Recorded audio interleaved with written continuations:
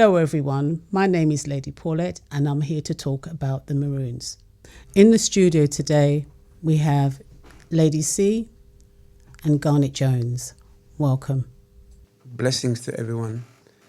As part of the Maroon government, I have a position given to me of the High Priest. That responsibility is all about the spirituality of our people. Good afternoon. Welcome to the Maroon One Show. I am Lady Claudette Chief Minister of Communication, Lady Claudette of the Nyanga Pong Government, UK. I am a Maroon and we're working on an educational program for the Maroon to explain who the Maroons are and what the Maroon is about. Thank you for inviting us, Lady P, on the first Maroon show. I thank you again, Lady C and Garnet Jones. In a description of what the Maroon means, in Spanish, the word is cimarron, which means wild one. It's referring to the idea that we as people were wild and we ran away. So basically, we are the wild ones. I wouldn't say we were the wild ones. I would say we was taken out of our environment and wanted freedom. That's how I look at the Maroon, as warriors who's fighting for our rights of our indigenous people. We have 78 to 82 shades of our complexion, from the darkest to the lightest, that represents us as people right across the globe. Many people say, when they hear the word Maroon, they say, these people in Jamaica. Is it just people in Jamaica? No, we're right across the globe. Maroon doesn't just exist in Jamaica. There's Maroon of Brazil, Panama, right across the globe. Because, as I stated, we are warriors, and we are warriors across the world fighting for our freedom. Not for us, but for the younger generation, because we are going down and they have to be educated to know where they're coming from. So what we're really saying is that all peoples that were taken from the African continent originally through slavery, wherever you've ended up, you are a Maroon, irrelevant of where you are now. And in the words of Marcus Garvey, Africans home and abroad. So we are Maroons, not necessarily in our home, where we originated from, but where we are now, this is our home. Yes, I would agree with that. And we must remember that we must have our freedom and we must not be afraid, because we are indigenous people. And we're here to build and work with our community for the deprived who are less unfortunate than ourselves. The question I want to ask regarding the Maroons, so what do you think has gone wrong with the Maroons throughout the centuries, the 200 years of invasion by the Spanish and thereafter? I think there's a lot of distrust, and it wasn't managed properly by the elders, because as you might not know, but with the treaty ending in 1991, no one picked up the gauntlet to actually claim back their sovereignty. Okay. They've only stayed within the cockpit and have not really utilized it to draw in the other Maroons or explain to them. There's a lot of mistrust, because they stated that the Maroons sold out the rest of Jamaica, Paul Bogle, Sam Sharp, etc. So I think that's where the mistrust has come in. This is why we are doing what we are doing, to educate people, for them to look beyond that and see that we are one. So how soon do you think we could eradicate this problem? It's not going to be done overnight. And if we look at the Maroon people, we're talking about African descendants. Our ancestors were from Africa.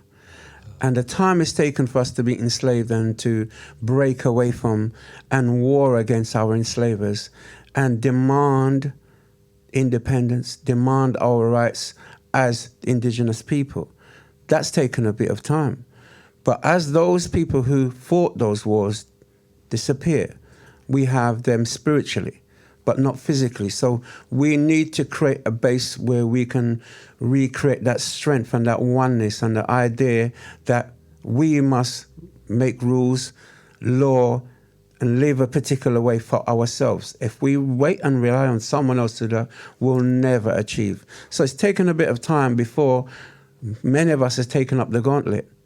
We had leaders, so we have to recreate that idea of creating leaders for the future. So we need that government that we are creating to be strong, but also to have the facts behind us and the strength and a plan. Mm-hmm.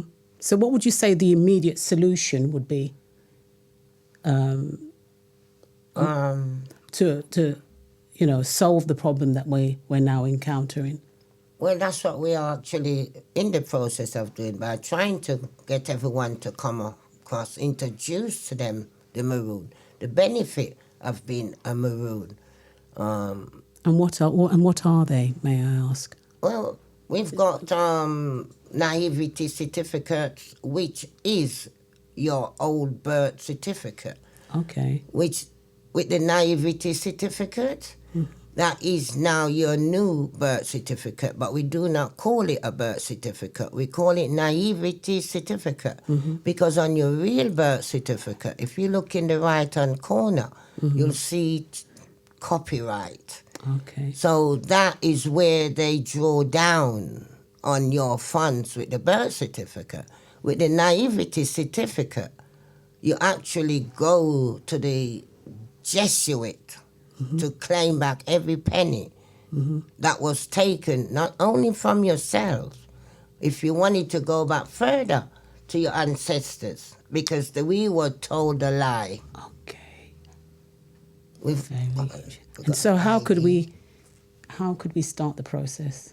Well, we have started the process. One of the main problems is not understanding what it is before you. So words are created to cause confusion. Not only that, to make it easier for those who are the enslavers, for those who are in a position of strength. And what they've done is basically created something that they called a birth certificate. Certify your birth, okay. But how do they use this? They use it as a form of bond. And if you look in the banking terms, bonding is just an idea showing others who you belong to. So obviously, each slave master created a bond which represented their name and their house and their land, but we're the ones who were doing all the work. We're the ones who were being killed, we're the ones who were suffering. But they needed to say, this person belongs to me as property. That's what we're viewed. Once you get rid of that birth certificate or that bond, you're back to yourself. You sovereignty over yourself. It's between you and the Creator. So in that sense, we are then able to go back to the system that benefited from us being enslaved, to then claiming our financial rewards by drawing back off of that same system and actually taking back and it empowering self. And that's not the only There's others. We've got the travel documents also. Please elaborate on that. Also, the travel documents, well, I've just written to the Transport for London Secretary of State, Grant Sharp, MP, to inform them that we're here as a government. And when our people are traveling on the buses, on the ground, and when they're traveling on the highway, they must be allowed to travel free. We also, with that, you don't pay no taxes. Ooh. So, we are on the right route of trying to empower our people. This is the question to yourself, Prince High Priest Jones, Garnet Jones. Beg your pardon. Sorry. How do you shared that knowledge with people around the world about the Maroons? Sorry. With the newly created government in the UK, we have planned a 5, 10 and a 15-year basic plan. And that plan means that we need to start educating our people. And we need to have not just what the Maroon means and where do they come from, but the full history of the Maroon. And also explaining the togetherness and unification of all peoples of Maroon origin, which is all peoples that stemmed from Africa. And at the end of the day, we still need to provide some kind of strength between ourselves. Creating a government is not just a 5-minute thing. It's going to take a bit of time. So we need to create policies, procedures. We need to develop self and rely on self. And through that reliance, we're talking about education. We're talking about understanding that there are so many different languages that our people carry, so many different religions. But one thing you can say, when they look at us, they see that we are Maroons. So if we work from that point, moving forward, we can only get stronger. So along the way, we're going to learn mistakes that are being made, but the greatness of our people and our ancestors, we need to step up and follow that. Can I just ask, High Priest, does this cater for all ages, or, have you got a particular age for training? You spoke about education initially, but is there any starting age for one that expresses an interest to become a Maroon, even though you say that they are? Okay, good question. The point is, when you're born as a Maroon. You're going to die as a Maroon. But in between, from the time that you get to the point where you can read and write, we will be starting that process of educating our youngsters. We're going to become the youngsters of tomorrow and then the adults of tomorrow in who and what they are and where they come from. There's not taught in school. So we have to have our own schools with the understanding of the original languages that comes with that, the original culture, the spirituality, even the way we cook our food. It's going to be taught at some stage in the life of someone who is a Maroon. Can I ask, is anybody actually practicing this right now? You talk about culture and practices that we once had, and you're revising that again. But is there anybody currently that you can say, maybe by the thousands, or who are practicing this? Well, we are practicing it because we are Maroons. So we have to be... To the fullness? To the fullness, because we have to go out there and teach, recruit educational staff. That's why we're doing what we're doing. So it's starting with us, first people first. And what countries are there around the world that's I know of using Brazil, this system? Canada, others. We're right across the globe. Maybe they use different names, but we're all Maroons. Because someone was telling me about the Tango tribe, which they're with in Canada. But at the end of the day, we're all Maroon. There's 72 to 82 different shades. But we're doing the work now. At our office, at 1 to 3 Beckett Road, they tried to build a community there, they call Maroon Village, which the young man, chief, tried to restructure the cooking facilities that when you're growing up, in my case, with the, fire, etc. So we're going way back into time. Way back. Wow. To show the younger generation where we're coming from. Although we could even go further back into Africa when we were prince, princesses, and kings and queens. It sounds like a breath of fresh air. Wow.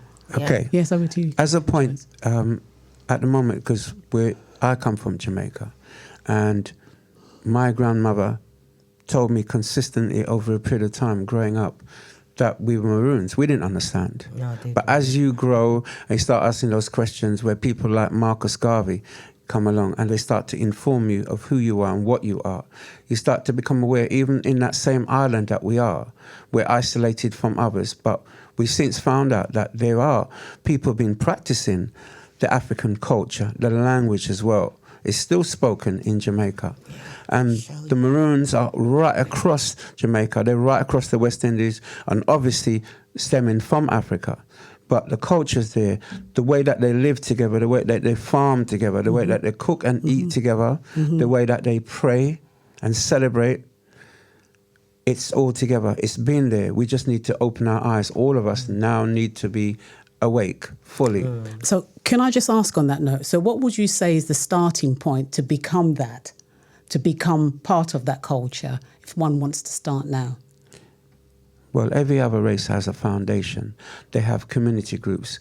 They have education groups. We need to go to that place, but not wait for anyone. We need to create it. You know, it's self-run. Yes. First people first. If we start putting ourselves first, we wouldn't have such a problem that we have around the world. All right, we have gone through, and our foreparents have gone through, and their parents before that. That don't mean we need to continue to go through. We need to be fully awake and actually be fully committed to creating that thing we are going to leave behind for our youngers who will become the men and women of tomorrow, the leaders of tomorrow. That's right. Yeah. Well, We're planning. this We is put in the just sound like a breath of foundation. fresh air. Will it? This, you know, it's like almost sound like a new lease of life, yeah. It is. So if there's anything else you can add to that? Yeah, I'd like to say that we as people Jones? have always been spiritual.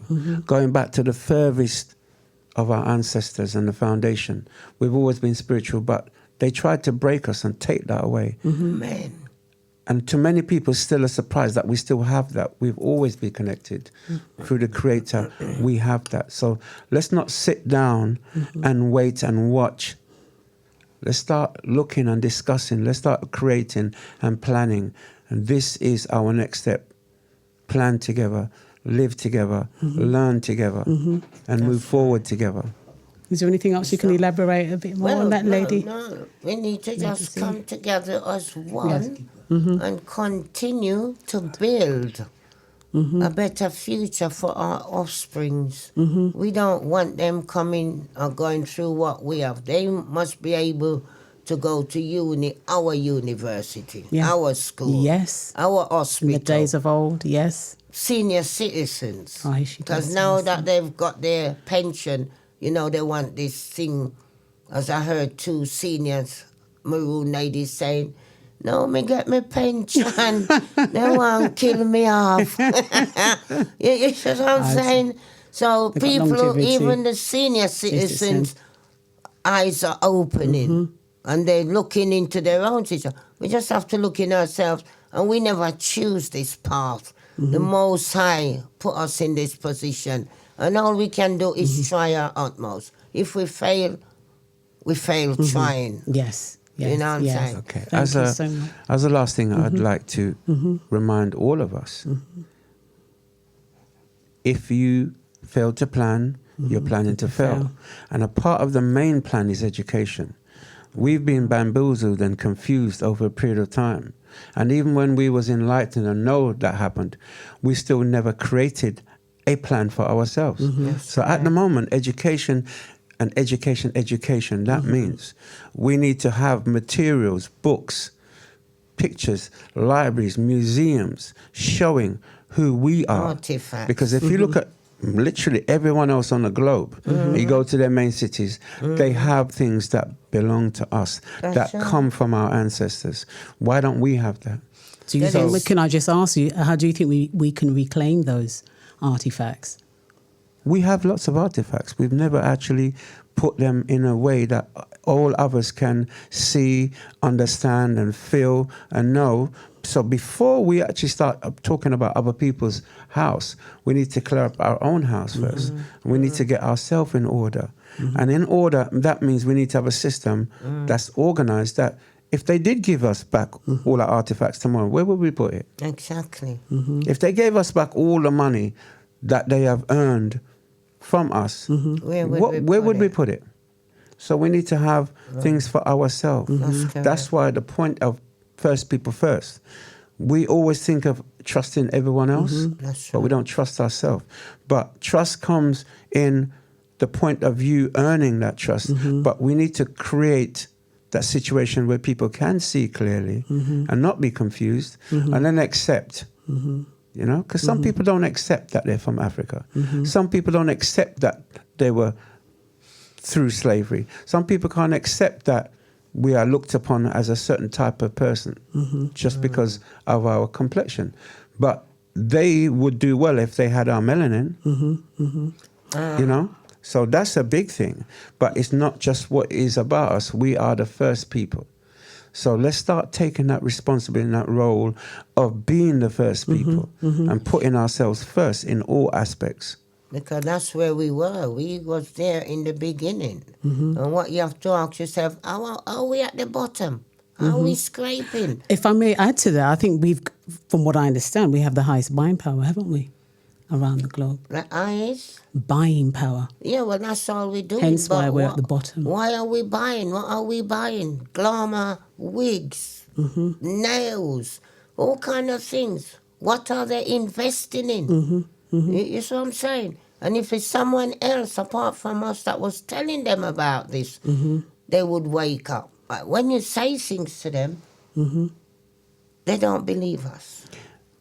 And I would say that's because we've never really led by example. As a people, we've led individually. There is incredible people, brilliant people, but they stand alone. And the point is this, standing alone, you will die alone. If you stand together, everything that we have and will have will be amongst all our people. And it will extend forever, like our ancestors laid down their life and their liberty for us. They died for a purpose, but we're not recognizing that full purpose. We're not creating a situation that we no longer have to put our lives down, but we're going to use all that we know. In these technological times, we can create incredible things, and we will do. And that process starts by actually linking our young people with us at all times. If you look at us now, we hardly have our young people around us because we're split.